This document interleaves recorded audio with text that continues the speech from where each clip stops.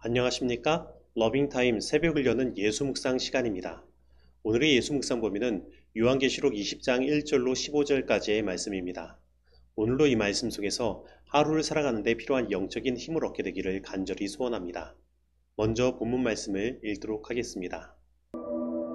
또 내가 보매 천사가 무저갱이 열쇠와 큰 쇠사슬을 그의 손에 가지고 하늘로부터 내려와서 용을 잡으니 곧 옛 뱀이요 마귀요 사탄이라. 잡아서 1000년 동안 결박하여 무저갱에 던져 넣어 잠그고 그 위에 인봉하여 1000년이 차도록 다시는 만국을 미혹하지 못하게 하였는데 그 후에는 반드시 잠깐 노이리라. 또 내가 보좌들을 보니 거기에 앉은 자들이 있어 심판하는 권세를 받았더라. 또 내가 보니 예수를 증언함과 하나님의 말씀 때문에 목베임을 당한 자들의 영혼들과 또 짐승과 그의 우상에게 경배하지 아니하고 그들의 이마와 손에 그의 표를 받지 아니한 자들이 살아서 그리스도와 더불어 1000년 동안 왕 노릇하니 그 나머지 죽은 자들은 그 1000년이 차기까지 살지 못하더라. 이는 첫째 부활이라. 이 첫째 부활에 참여하는 자들은 복이 있고 거룩하도다. 둘째 사망이 그들을 다스리는 권세가 없고 도리어 그들이 하나님과 그리스도의 제사장이 되어 1000년 동안 그리스도와 더불어 왕 노릇하리라. 1000년이 참에 사탄이 그 옥에서 놓여 나와서 땅의 사방 백성 곧 곡과 마곡을 미혹하고 모아 싸움을 붙이리니 그 수가 바다의 모래 같으리라. 그들이 지면에 널리 퍼져 성도들의 진과 사랑하시는 성을 두르매 하늘에서 불이 내려와 그들을 태워버리고 또 그들을 미혹하는 마귀가 불과 유황못에 던져지니 거기는 그 짐승과 거짓 선지자도 있어 세세토록 밤낮 괴로움을 받으리라.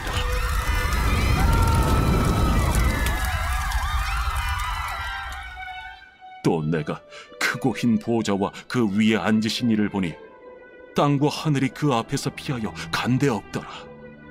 또 내가 보니 죽은 자들이 큰 자나 작은 자나 그 보좌 앞에 서 있는데 책들이 펴있고 또 다른 책이 펴졌으니 곧 생명책이라. 죽은 자들이 자기 행위를 따라 책들에 기록된 대로 심판을 받으니 바다가 그 가운데에서 죽은 자들을 내주고 또 사망과 음부도 그 가운데에서 죽은 자들을 내주매 각 사람이 자기의 행위대로 심판을 받고 사망과 음부도 불못에 던져지니 이것은 둘째 사망 곧 불못이라. 누구든지 생명책에 기록되지 못한 자는 불못에 던져지더라. 말씀 줄거리입니다. 요한은 1000년 동안 사탄이 결박되고 그리스도와 함께 성도들이 1000년 왕국에서 통치하는 것을 봅니다. 이후 사탄이 잠깐 놓여 곡과 마곡의 전쟁이 일어나지만 그들은 불과 유황못에 소멸됩니다. 또 요한은 흰 보좌 앞에 선 사람들이 자기 행위대로 최후의 심판을 받고 생명책에 기록되지 못한 자는 불못에 던져지는 것을 봅니다. 요한계시록 19장에서 짐승과 거짓 선지자는 불못에서 멸망하였고 악인들은 죽임을 당하여 최후의 심판을 기다립니다. 그러면 사탄의 운명은 어떻게 될까요? 우리는 이에 대한 대답을 오늘 본문 요한계시록 20장 1절로 10절에서 찾을 수 있으며 나머지 11절로 15절에서는 악인들에 대한 최후의 심판을 볼 수 있습니다. 그런데 오늘 전반부에 펼쳐지는 천년기에 대한 말씀은 기본적으로 세 가지 다른 견해를 가지고 해석되어집니다. 첫째는 후천년설입니다. 이것은 예수님의 재림이 문자적으로 천년 이후에 있는 것입니다. 그래서 이들은 이 천년의 시기 동안 사회적 교육적 개혁과 국가적 발전과 개인적 완전으로 평화와 번영을 이룰 것을 말합니다. 그래서 이 견해는 19세기 개신교들 사이에서 유행하였으나 세계 1차 대전과 그것에 수반된 가공스러운 사건들로 인하여 사라져 버렸습니다. 그리고 성경은 분명 종말이 가까워짐에 따라 세상의 형편이 더 악화될 것을 이야기하고 있는 것입니다. 그리고 둘째는 무천년설입니다. 이 견해는 아우구스티누스 이후 전 기독교 시대에 걸쳐 널리 주장되어 온 견해입니다. 이것은 오늘날 로마 가톨릭 교회, 동방 정교, 그리고 몇몇 개신교의 개혁적인 종파들이 주장하는 공식 견해입니다. 이들은 천년기를 그리스도의 초림과 재림 사이의 기간을 대표한다고 이해합니다. 사탄의 강금은 그가 그리스도에게 패했을 때 십자가상에서 발생한 사건이라고 생각하는 것입니다. 그래서 그의 활동은 크게 감소한 것입니다. 따라서 사탄은 복음 전파를 방해할 수 없기에 이 천년기는 교회가 지상에서 통치하는 상징적 기간이 됩니다. 그리고 셋째는 전천년설입니다. 이것은 예수님의 재림이 천년기 전에 있다고 주장하는 견해입니다. 그리고 이것은 첫 3세기 동안 살았던 초기 그리스도인들이 가진 견해이며 이것은 아우구스티누스의 영향으로 점차 무천년설로 대체되었습니다.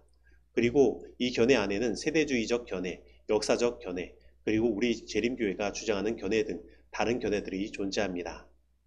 그런데 이 전천년설 안에 다른 견해들의 주요 쟁점은 요한계시록 20장이 기독교 시대의 전 과정을 요약하고 있는가의 여부를 나타내는 것입니다. 그런데 문맥적 이해를 통해 살펴보면 이 요한계시록 20장은 요약이 아니라 오히려 사건들의 연대적 순서를 가리키고 있음을 보게 됩니다. 즉 요한계시록 15장에서 16장은 중보의 종교를 가리키고 17장에서 18장은 바빌론의 몰락을, 19장은 짐승과 거짓 선지자의 멸망을, 그리고 마지막으로 20장은 악인들 및 사탄 자신의 멸망과 함께 심판을 완결합니다. 그래서 우리는 이 말씀을 문맥적으로 그리고 사건들이 일어나는 순서대로 이해해야 합니다. 그런데 왜 사람들은 이 말씀들을 이러한 문맥과 상관없이 이해하게 되었을까요? 그것은 로마 가톨릭이 다스리는 시대에 이 성경의 예언의 화살을 자신들이 다 맞고 있음을 보고 그 화살을 피하기 위하여 그들은 반종교개혁을 일으키고 그것의 일환으로 리베라와 알카자라는 신부들에게 그 방법을 연구하도록 부탁한 것입니다. 그리고 이들의 연구 결과로 많은 세상의 사람들이 이 요한계시록 20장의 해석을 무천년설 혹은 세대주의적 해석을 지지하게 된 것입니다. 다시 말하면 문맥적 이해를 바탕으로 되지 않는 이 요한계시록 20장의 다른 해석들은 사실 목적을 가지고 생겨난 해석인 것입니다. 그런데 이것은 우리가 성경을 연구할 때 가장 조심해야 하는 것입니다. 성경은 나의 생각과 목적대로 푸는 것이 아니라 하나님의 뜻대로 성령의 인도하심을 따라 그리고 그 문맥이 말하는 대로 그리고 성경이 성경을 해석하게 하는 그 원칙으로 풀어야 하는 것입니다. 그러므로 오늘 이 시간 오늘 우리들에게 주어진 말씀들을 순수하게 있는 그대로 받아들이고 하나님의 성령의 역사를 통해 그 속에 담긴 의미들을 이해하고 믿게 되기를 바랍니다. 그래서 오늘 본문 말씀을 있는 그대로 해석하면 예수님의 재림 후에 사탄은 천년 동안 결박되어 아무도 미혹할 수 없는 무적행에 던져지게 됩니다. 그리고 그는 그 천년 후에 잠깐 노임을 받게 됩니다. 그런데 구원받은 백성들은 그 천년 동안 심판하는 권세를 받고 그리스도와 더불어 왕노릇하는 삶을 살게 됩니다. 그리고 구원받지 못한 사람들은 이 천년기 동안 살지 못하고 다 잠을 자는 것과 같은 죽음 가운데 있습니다. 그리고 천년 후에 사탄이 그 옥에서 놓여 나오게 되고 구원받지 못한 악인들도 심판의 부활을 경험합니다.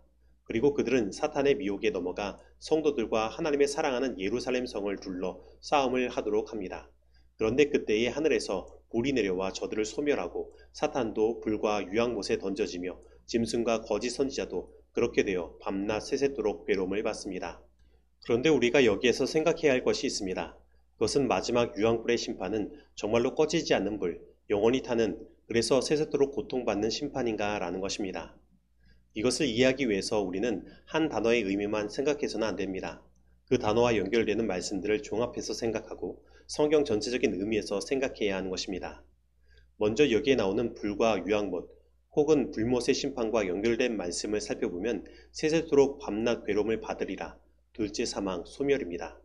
그런데 이 말씀들은 서로 충돌되는 것처럼 보입니다. 소멸한다는 것은 타서 없어진다는 것입니다.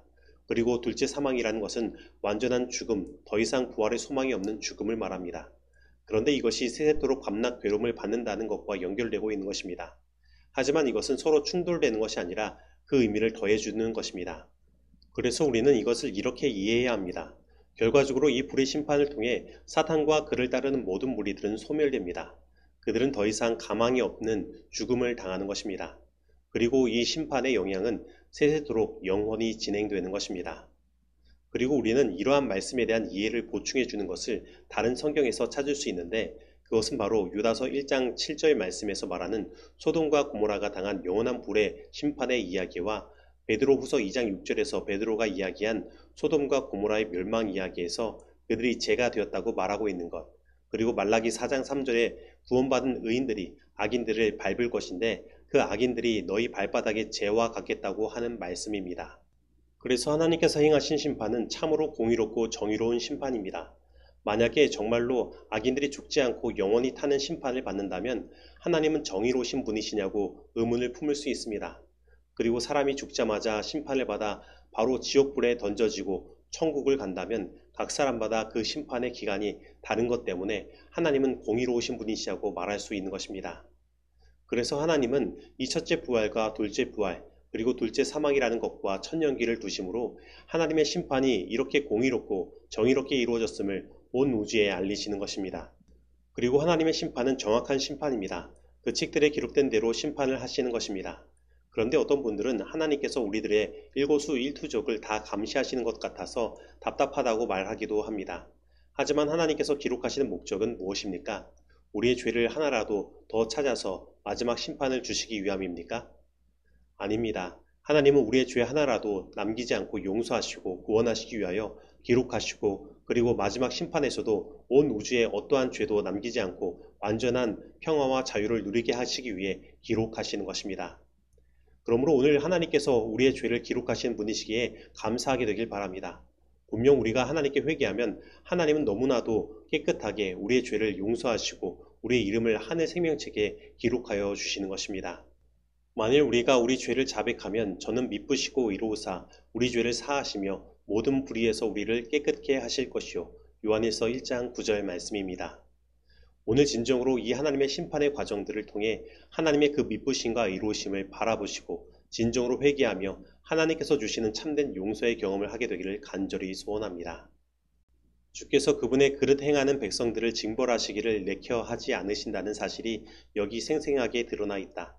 그분은 그분의 심판을 보류하신다. 그분은 돌이켜 충성하라고 그들에게 탄원하신다. 그분은 그들이 유일하신 참 하나님, 살아계신 하나님이신 그분을 신실하게 섬길 수 있도록 그들을 노예 생활에서 이끌어내셨다. 그러나 그들은 방황하다가 우상 숭배에 빠져버렸고 그들은 선지자들이 그들에게 전한 경고들을 경시해왔다. 그럼에도 불구하고 그분은 그들에게 회개하여 죄에 대한 보응을 돌이킬 기회를 다시 한번 그들에게 주시기 위해 당신의 징벌을 연기하신다. 그분은 그분의 선택된 선지자를 통하여 그들에게 명백하고도 적극적인 경고를 보내시고 그들이 받아 마땅한 형벌을 피할 수 있는 유일한 길을 그들 앞에 제시하신다. 그 길은 그들의 죄를 온전히 회개하는 것이요 그들의 사악한 길에서 돌이키는 것이다. 교회 증언 4권 165에서 166페이지의 말씀입니다. 적용하도록 하겠습니다. 오늘 나는 하나님의 말씀을 어떤 목적을 가지거나 나의 선입관념을 가지고 해석하려고 하지는 않았습니까? 오늘 나는 하나님께서 나의 모든 죄를 기록하신다는 사실을 복음으로 여기고 있습니까? 아니면 나를 올가매는 답답함으로 여기고 있습니까? 오늘 나는 하나님께서 행하신 모든 심판이 의롭고 공의로운 심판임을 바라보고 하나님에 대한 더 확실한 믿음을 갖게 되었습니까? 오늘 이 말씀 속에서 내가 실천해야 할 것은 무엇입니까? 기도하겠습니다. 하나님 아버지, 오늘 우리들에게 하나님의 말씀에 대한 순수한 믿음을 허락하여 주시고 성령의 인도하심을 따라 하나님의 말씀 가운데 있는 하나님의 놀라운 사랑과 그 의로움을 바라볼 수 있도록 인도하여 주시니 감사드립니다. 하나님, 하지만 저희들 살면서 하나님에 대하여 오해를 가지고 살아갈 때가 있습니다. 하나님께서 마치 우리를 고리대금 업자가 우리가 가진 것이 무엇이 있는지 다 조사하는 것처럼 그렇게 조사하고 기록하시는 하나님으로 생각하기도 하여 성경에 있는 기별을 받아들이지 않기도 하며, 또한 하나님의 심판이 무섭고 두려움을 준다고 하여 그 심판을 무시하고 거부하기도 하는 일들이 있는 것입니다. 하나님, 오늘 우리들에게 믿음의 눈을 열어주셔서 하나님의 진심을 바라보게 하여 주시고, 하나님께서 행하시는 그 심판의 의로움과 공의로움을 바라보므로 하나님에 대한 우리의 믿음이 더욱더 강하여질 수 있도록 인도하여 주시옵소서. 예수님의 이름으로 기도드립니다. 아멘.